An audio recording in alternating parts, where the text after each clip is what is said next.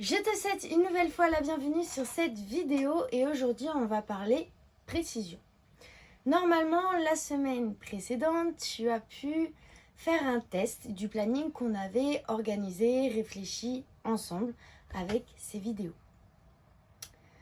L'objectif du jour ça va être donc de faire le point sur ce qui s'est passé, les choses positives, les choses qui n'ont pas fonctionné, pourquoi elles n'ont pas fonctionné et trouver des solutions à éventuellement ce qui n'a pas marché pour améliorer les semaines précédentes et vraiment trouver ton organisation optimale qui te permet de trouver du temps pour toi, de trouver du temps pour aller faire ton sport et pour accrocher sur ton sport.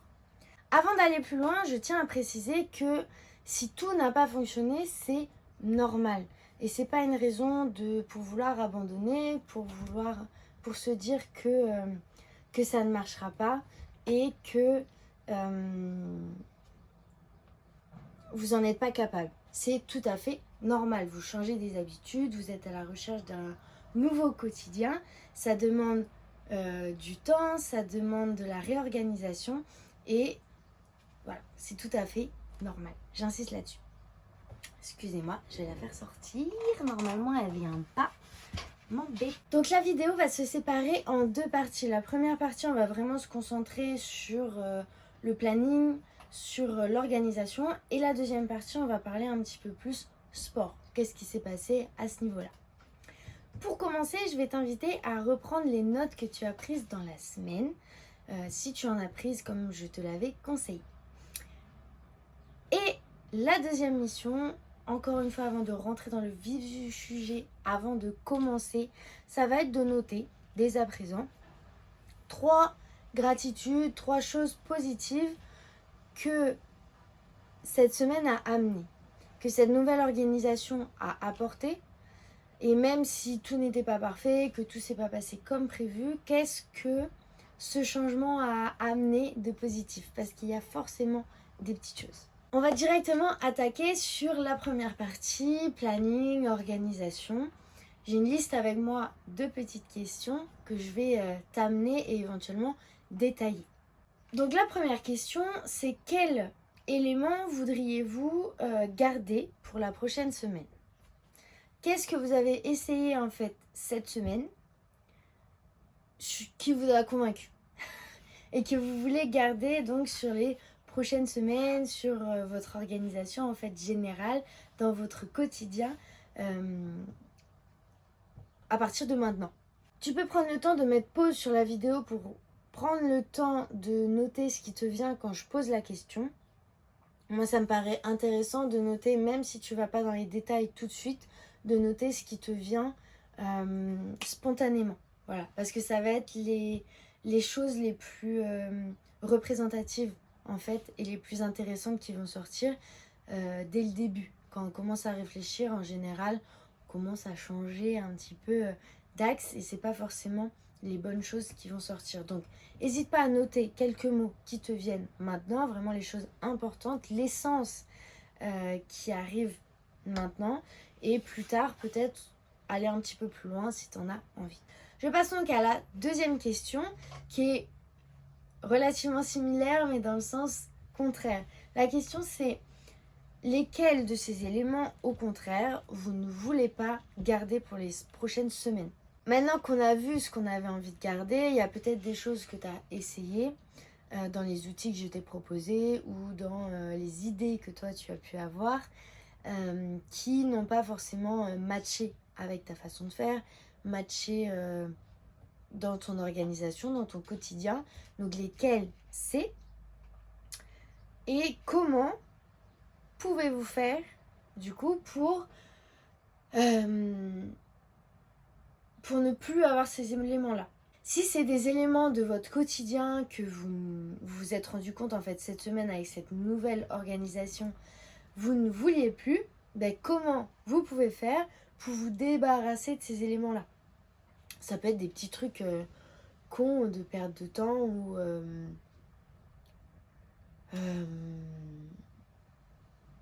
je sais pas, votre ancienne voisine, elle avait pris l'habitude que vous partiez au travail ensemble. Vraiment, je dis n'importe quoi. Sauf qu'entre-temps, vous avez déménagé. Donc, il y a un peu de trajet pour qu'elle vienne chez vous. Souvent, elle n'est pas à l'heure. Du coup, ça vous dérange dans votre routine. Comment vous pouvez faire pour gérer ce truc-là si ça est quelque chose dont vous n'avez plus envie? C'est-à-dire, est-ce que il faut que ça s'arrête complètement, ou est-ce que tout simplement d'amener la discussion de bah moi c'est un plaisir de continuer à faire la route ensemble, mais par contre j'ai besoin que tu sois à l'heure ou 5 minutes en avance pour être sereine, et de créer voilà, trouver des solutions en fait face aux éléments que qui te drainent de l'énergie. C'est toujours ça en fait, comment préserver en fait son énergie et du coup éviter les choses qui nous drainent. Nouvelle question, qu'est-ce que vous voudriez faire de nouveau? Qu'est-ce que vous voulez essayer pour les semaines prochaines pour améliorer votre quotidien, pour mieux gérer votre quotidien? Lorsque vous vous êtes penché sur votre planning, votre nouvelle organisation, je vous avais invité à découper les heures, par exemple, en 15 minutes. Et que rien ne fasse moins de 15 minutes. Peut-être que dans votre réalité, dans votre organisation, ça ne matche pas et ça fait partie des éléments que vous ne voulez pas garder. Mais du coup, qu'est-ce que vous mettez en place de différent à la place pour être sûr que vous ne courez pas partout? En fait, c'est plein de petits garde-fous qu'on peut avoir, qu'on essaye de mettre dans son quotidien pour éviter de se retrouver à courir partout. Moi, ma technique, donc, et celle que je t'ai proposée, c'est de diviser mes heures en 15 minutes. Et donc, 15 minutes avant de partir, je sais que j'arrête toutes mes activités de plus de 1 ou 2 minutes. Ou 5. Et je vais mettre des petits trucs, ranger le linge qui était en train de sécher, ou voilà. Mais vraiment des petites tâches minimes qu'à la limite, si c'est l'heure de partir, on peut laisser en plan. La question suivante, le planning était-il réaliste et réalisable? Je t'invite à reprendre ton planning, reprendre ton agenda, ton semainier, le support que tu as utilisé, et faire le point par rapport à ce que tu as validé, à ce que tu n'as pas validé, éventuellement les raisons pour lesquelles tu n'as pas validé, et essaye de te poser pour voir si, ok, maintenant je l'ai fait, est-ce que c'était réaliste? Est-ce que c'était jouable, tous les timings que j'ai donnés? Est-ce que ça m'a permis de ne pas courir et préserver mon énergie, parce qu'on était quand même là pour ça? Et ce qui m'a permis de dégager du temps pour moi, parce qu'on est aussi là pour ça. Donc voilà, est-ce que réaliste, réalisable? On se pose la question et on essaye de donner une réponse claire, comme si j'attendais une réponse. C'est la meilleure façon de trouver des réponses et des solutions. Quels sont les moments où vous avez le plus d'énergie? Alors on va en parler plus intensément dans ce module-ci. Mais est-ce que déjà tu as pu remarquer des moments où tu as ressenti plus d'énergie, plus de hype, plus de mieux en fait, une vague un peu d'élan, allez on y va, let's go, c'est parti, c'est pas dur, c'est relativement fluide, voilà. Note ces moments-là, il y en a forcément eu un petit peu, même si les degrés sont plus ou moins intenses. Mais voilà, si tu as déjà remarqué, essaye vraiment de là te poser, prendre une grande inspiration et te demander réellement, est-ce que il y a eu des moments où j'ai eu cette sensation? Je suis désolée, j'ai eu une petite allergie, j'espère que ça s'entend pas trop à la vidéo. La question suivante concerne l'adaptation. Donc, on a fait à peu près le point sur ce qui s'est passé avec ces questions-là. Maintenant, quelle adaptation souhaitez-vous apporter pour la semaine à venir? Alors, il y a déjà eu des questions un petit peu similaires, mais là, c'est vraiment très général. Peut-être qu'est-ce qui t'a manqué, qu'est-ce qui a été de trop. Voilà, un petit peu. Je pense que la question est relativement claire. Quelle adaptation souhaitez-vous faire pour la prochaine semaine? Qu'est-ce que vous voulez essayer? Qu'est-ce que vous voulez mettre en place, proposer? Voilà. On réfléchit à ça, on prend le temps. Donc pareil, en fait, il y a des questions que je repose qui sont un petit peu peut-être similaires en apparence, mais qui permettent d'aller un petit peu plus loin sur la recherche. Et plus en fait on va venir creuser, et plus vous aurez le fond, pas du problème, parce que pas parler de problème, mais plus vous aurez l'essence de ce qui bloque et ce qui fait que peut-être c'est pas optimal ou que ça marche pas complètement. Donc la prochaine question, ça concerne en fait, qu'est-ce que vous voulez conserver ou abandonner? C'est aussi simple que ça, c'est ok, quand je vois mon planning aujourd'hui, quand je le regarde là sous mes yeux, et que je repense à la semaine que je viens de passer, que je relis mes notes éventuelles par rapport à cette semaine qui vient de passer, qu'est-ce que je ressens? Et surtout, qu'est-ce que je ressens en fonction des éléments que je lis?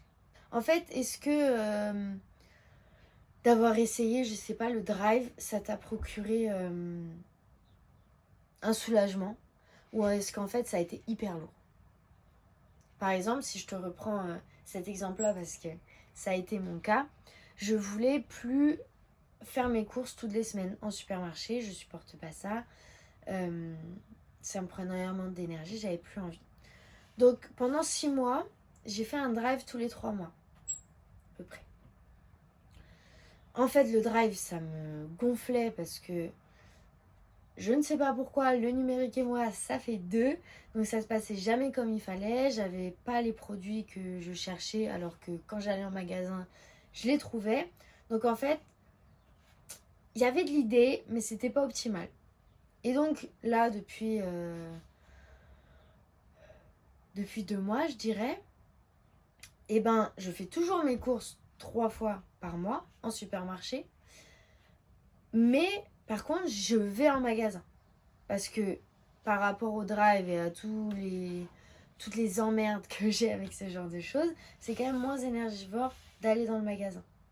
Mais par contre, je sais exactement ce que je veux. Je sais que j'ai une demi-heure et basta. Donc voilà. Donc c'est ça en fait l'adaptation que vous recherchez. Et, ah non, je racontais ça aussi pour mettre de la nuance. Il n'y a pas forcément... Alors, qu'est-ce que je conserve, qu'est-ce que j'abandonne? Sûr, mais il y a aussi des choses comme pour mon drive où en fait c'est un entre-deux. J'ai envie de conserver par exemple la période des 3 mois, ça me va bien. J'ai envie de conserver de ne pas aller en grande surface toutes les semaines, ça me va bien. Mais par contre j'ai envie d'abandonner le drive parce que ça me gonfle. Ou en fait je me suis rendu compte que 3 mois c'était peut-être un peu long, donc je vais réduire la période à 2 mois. Mais par contre, si j'ai pas essayé, je vais essayer le drive. Voilà, c'est vraiment d'essayer de trouver en fait les petites subtilités dans les choses que tu as essayées qui matchent ou qui ne matchent pas.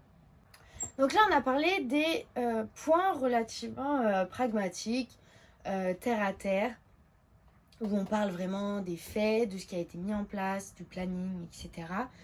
J'aimerais bien qu'on s'éloigne un petit peu de ça et que là, on aille chercher les ressentis, les sensations, pour vérifier qu'on est dans la bonne direction.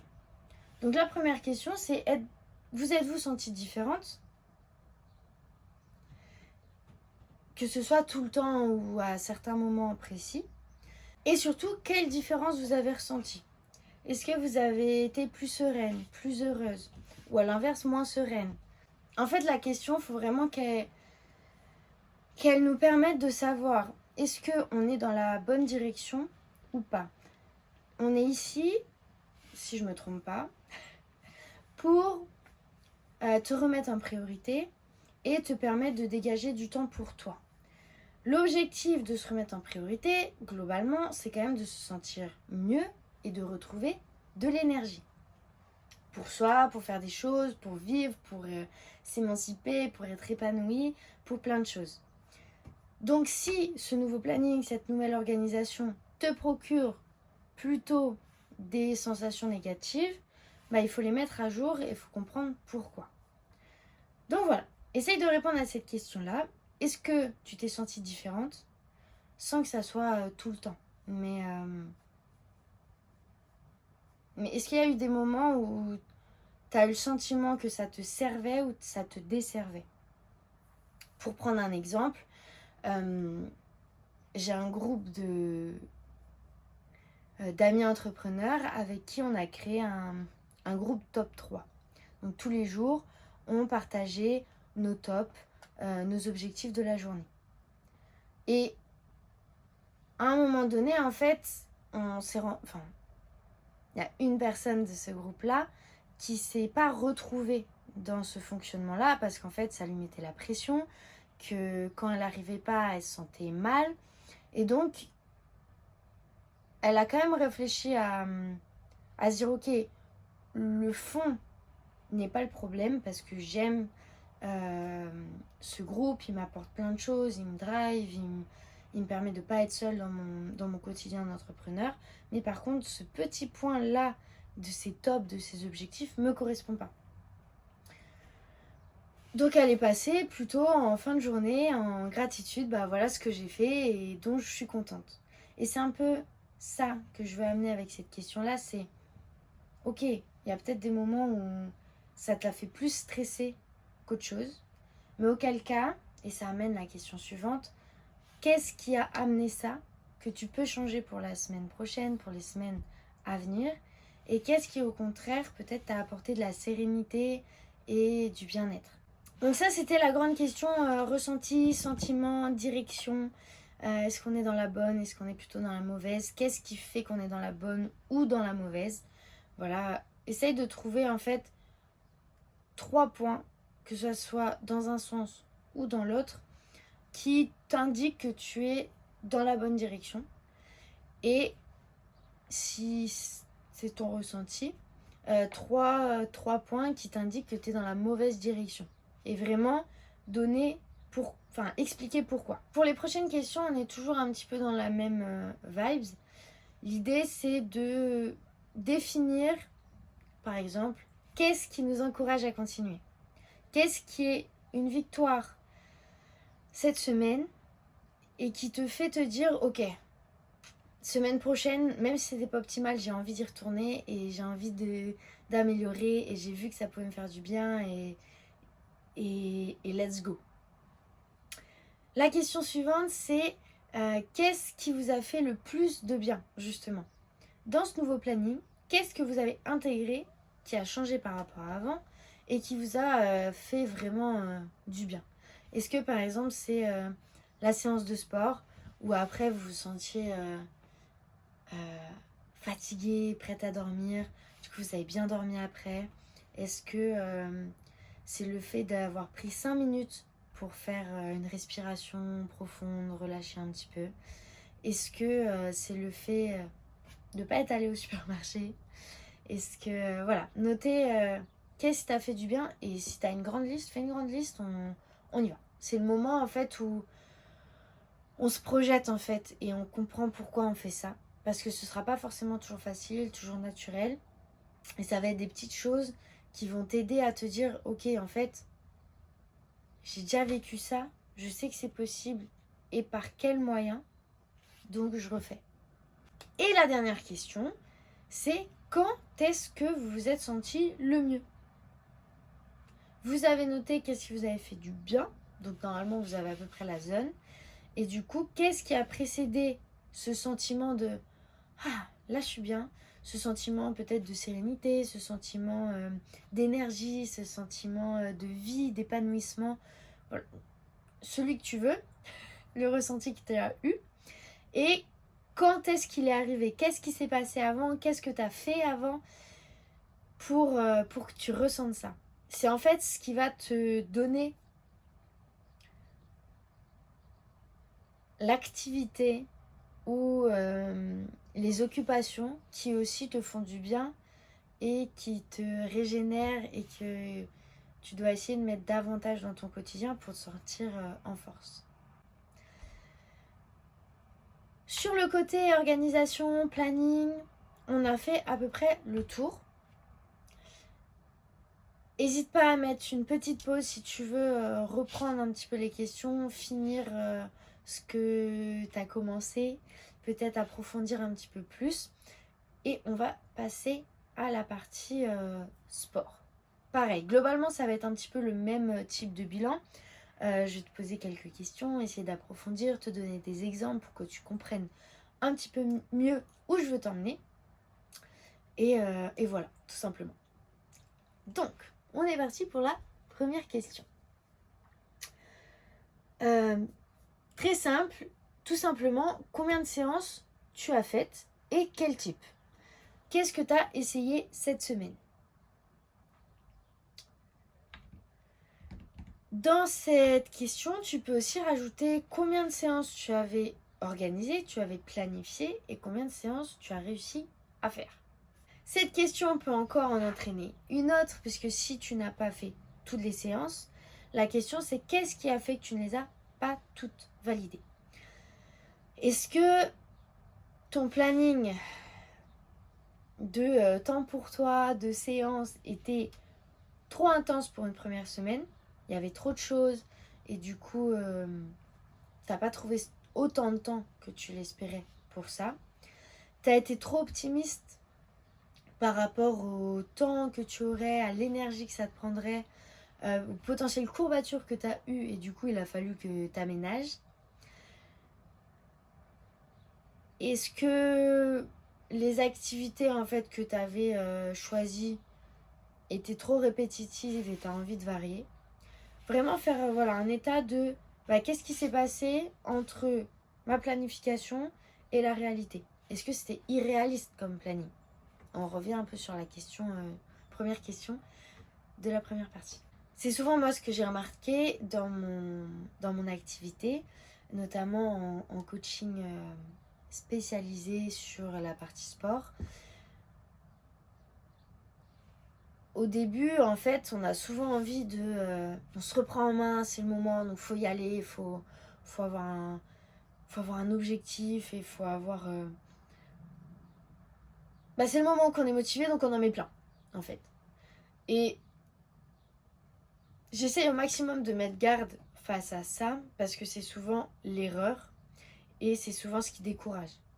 Parce que quand on a planifié 4 séances par semaine et qu'on arrive à en faire que 2,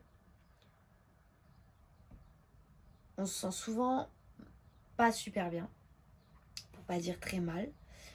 Et ça nous décourage de faire même les 2 qu'on avait. Et c'est dommage, parce que 2, c'est toujours mieux que rien du tout.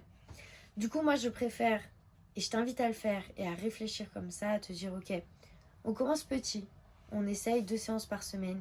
Si ça accroche, si ça match, si tu sens que t'en veux plus, que t'as découvert les bienfaits déjà que ça te faisait, là, ok, on en rajoute peut-être une. Et on voit, est-ce que ça tient toujours? Est-ce que celle que tu as rajoutée, elle saute de temps en temps ou pas? Et en fonction, tu augmentes, tu réduis. Mais step by step, vraiment j'insiste là-dessus parce que juste d'en mettre plein et de pas s'y tenir, c'est décourageant. Je vais revenir un petit peu sur quel type de séance tu as choisi. Si tu en as choisi plusieurs, la question c'est lequel ou lesquels vous ont semblé les plus bénéfiques. Peut-être que par exemple tu as décidé de faire un stretching et un renforcement musculaire à la salle et un circuit training à la maison. Et après avoir fait l'expérience de ces 3 types de séances là, lequel t'a paru le plus bénéfique? Peut-être tous t'ont paru bénéfiques, mais lequel t'a paru peut-être le plus adapté à toi? Peut-être qu'il n'y en a aucun et tu peux essayer le yoga, tu peux essayer le renforcement musculaire à la maison. Et la question c'est aussi pourquoi il n'a pas été adéquat, pourquoi il t'a pas convenu. Est-ce que c'est le temps? Est-ce que c'est la forme? Est-ce que c'est la face, ce à quoi tu t'attendais et ce que c'était? Voilà, essaye de préciser un petit peu le pourquoi du comment.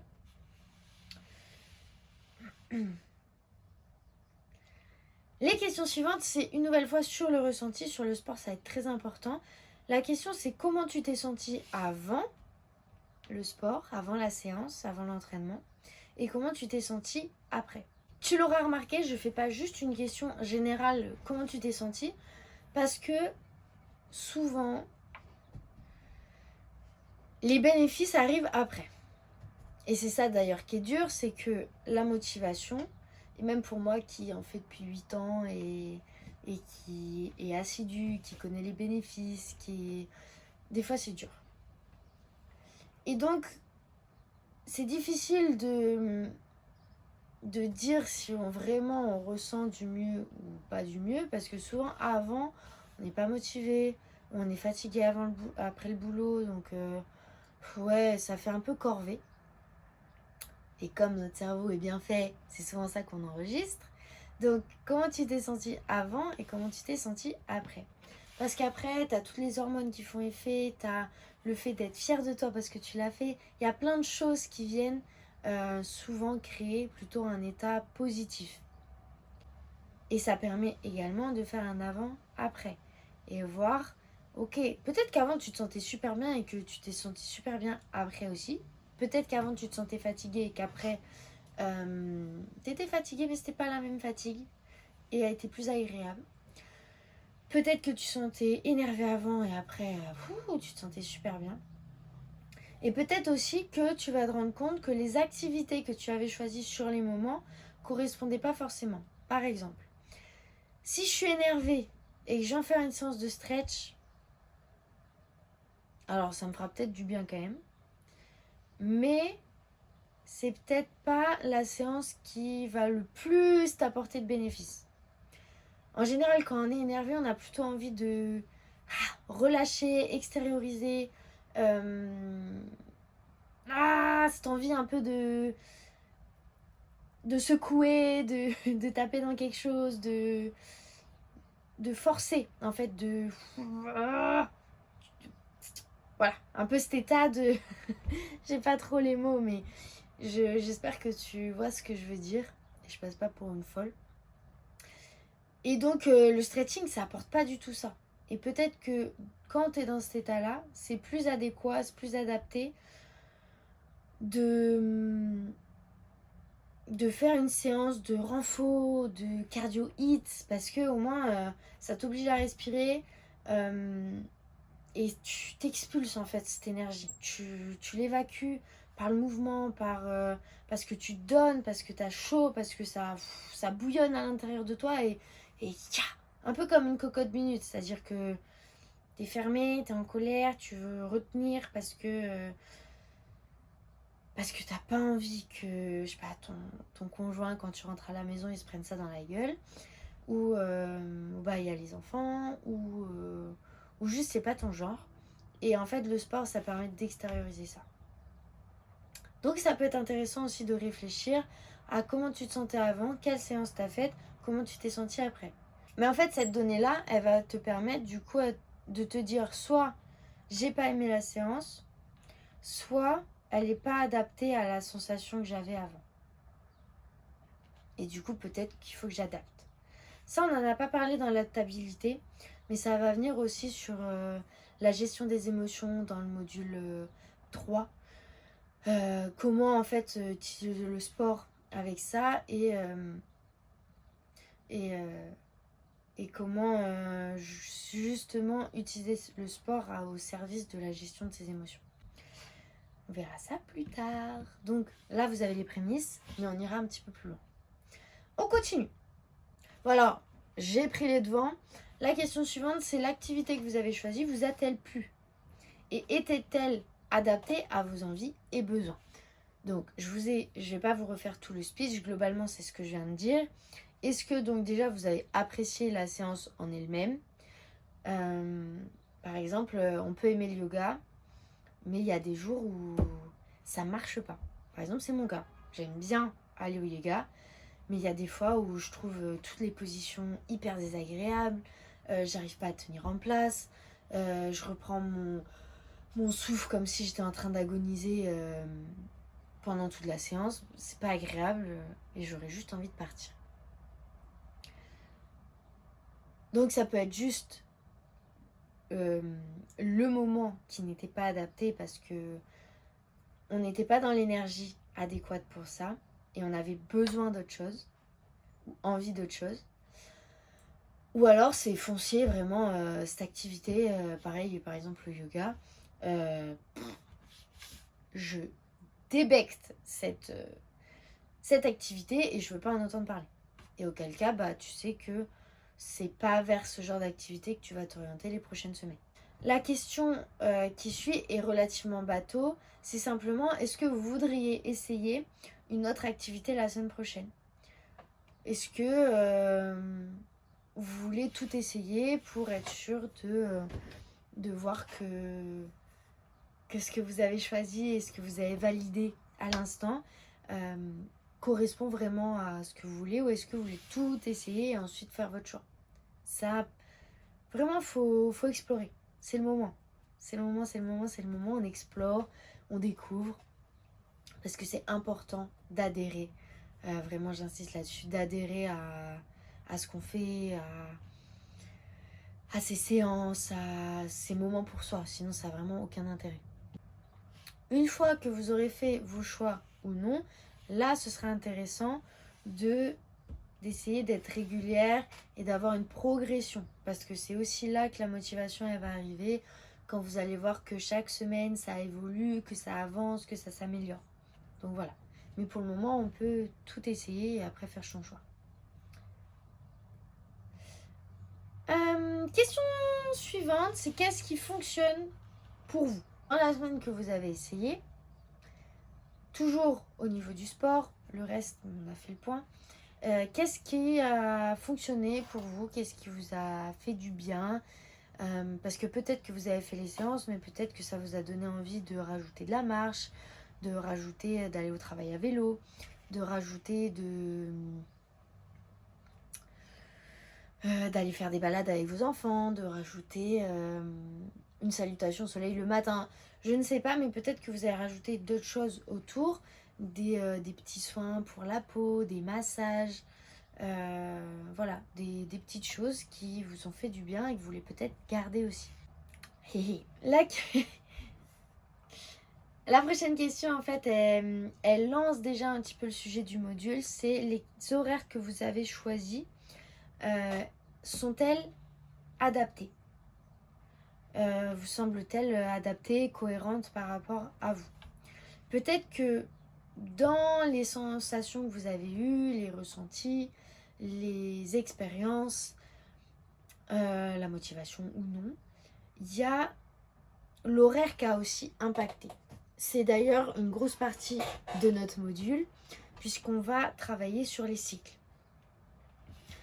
Notamment le cycle menstruel, qui impacte aussi, mais il y a d'autres cycles dont on va parler. Donc, est-ce que déjà vous avez une idée de ce qui a pu impacter en termes d'horaire, positivement ou négativement? Et peut-être du coup essayer la semaine prochaine des nouvelles horaires. Toujours dans la découverte. À partir du moment où vous n'êtes pas convaincu, ça vaut le coup d'essayer autre chose. Quitte à revenir après sur la première option, qui était peut-être mieux que toutes les autres que vous allez essayer. Mais si vous n'êtes pas convaincu, ça vaut le coup d'essayer autre chose. Vraiment. La suivante. La suivante. Quelles améliorations ou changements pensez-vous devoir apporter? Si c'était pas parfait, il y a forcément des raisons. Donc, suite à toutes ces questions qu'on s'est posées sur le sport, quelles adaptations, quels changements vous pensez pouvoir et devoir apporter pour que ça marche mieux, pour que ce soit plus fluide, pour que ce soit plus agréable? Voilà, c'était la dernière question sur le sport. On a fini donc cette deuxième partie. Encore une fois, je ne sais pas si tu as fait des pauses, si tu as noté rapidement des éléments de réponse. Si c'est la deuxième option et que tu as choisi seulement de mettre quelques éléments de réponse, je t'invite vraiment juste après cette vidéo, quand tu auras fini la vidéo, de prendre allez, 10-15 minutes pour refaire un point et détailler un petit peu plus, vraiment poser les questions en profondeur.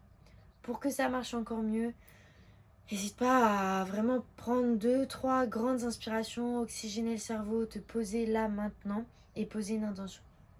Voilà, pour être sûr qu'être en phase, connecté avec ce qui se passe et avec les réponses que tu cherches et que tu vas donner. Voilà. Pour aujourd'hui, donc c'est terminé pour cette vidéo bilan. N'oublie pas que tu as un petit quiz dans les ressources pour approfondir un petit peu plus. Il y a d'autres questions que je t'ai pas posées aujourd'hui qui sont plus d'ordre technique et avec des choix multiples, etc. Là, on était vraiment sur des questions plus ouvertes de réflexion. Mais ça peut être ainsi intéressant de voir un peu voilà, sur plus de... Pas de concret, parce que c'est concret ce qu'on a fait là aussi, mais vraiment sur des petits détails, des petits éléments, qu'est-ce que ça donne? Voilà, ça te permet d'aller un petit peu plus loin dans la réflexion. Et n'oublie pas de prévoir ton planning pour la semaine prochaine. Normalement, quand tu l'as fait, tu as organisé un créneau pour pouvoir organiser ta semaine. Ne l'oublie pas et n'oublie pas de le remettre pour la semaine encore d'après. Voilà, c'est vraiment une habitude à prendre. Essaye peut-être un autre créneau si celui-là te paraît pas optimal par exemple. Et nous on se retrouve pour la prochaine vidéo. De mon côté, je te souhaite une bonne soirée, une bonne journée. Je sais pas quand tu regardes cette vidéo et je te dis à la prochaine.